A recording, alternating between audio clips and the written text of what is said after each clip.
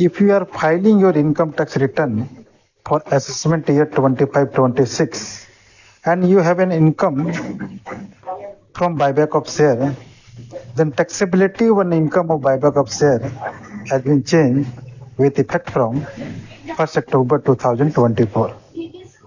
तो बेसिकली क्या चेंजेस आए यहाँ पे, अक्टूबर 24 के पहले बायबैक पे जो भी प्रॉफिट हुआ करता था वो बेसिकली एग्जेम्प्ट हुआ करता था अंडर सेक्शन 1034A। इस पे कंपनी डिविडेंड डिस्ट्रीब्यूशन टैक्स दिया करती थी 20% plus 12% surcharge plus 4% education cess 23 point something tax company देती थी। और ये बायबैक पे जो भी प्रॉफिट होता था वो शेयर होल्डर के हाथ में एग्जेम्प्ट हुआ करता था। 1 अक्टूबर 24 से इसमें अमेंडमेंट लाया और जो बायबैक की प्रॉफिट है उसको एज ए डिविडेंड टैक्सेबल कर दिया। मतलब पहले जो ये एग्जेम्प्ट हुआ करती थी अब इसकी taxability as a dividend income हो गई।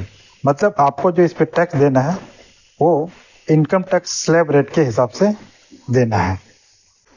तो एक एग्जांपल के थ्रू इसको समझते हैं कि सपोज आपने किसी कंपनी के 1000 share at the rate 10 purchase किए थे तो आपकी कॉस्टिंग 10,000 हो गई। कंपनी ने अक्टूबर के बाद 1 अक्टूबर 2024 के बाद 1000 शेयर में से 500 शेयर बायबैक कर लिए एट द रेट मान लेते हैं 60। तो आपके 500 share at the rate 60 buyback हो गए। तो आपको बायबैक पे जो भी पैसा मिला 500 इंटू 60 हो गया बेसिकली 30,000। तो ये जो 30,000 आपको मिला वो एज ए डिविडेंड इनकम पूरा टैक्सेबल होगा।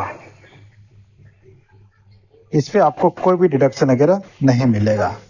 लेकिन आपने जो ऑलरेडी इस शेयर को खरीदने में 10 रुपया कॉस्टिंग लगा था ये 10 रुपया आपका कैपिटल लॉस माना जाएगा। अगर उसी असेसमेंट ईयर में और किसी हेड में आपका कैपिटल गेन है तो उससे ये एडजस्ट हो जाएगा। अदरवाइज ये capital loss as it is carry forward होगा। तो ध्यान रहे आप अगर आईटीआर फाइल कर रहे हैं असेसमेंट ईयर 25-26 की तो profit from buyback of share आपको करेक्टली रिपोर्ट करना है।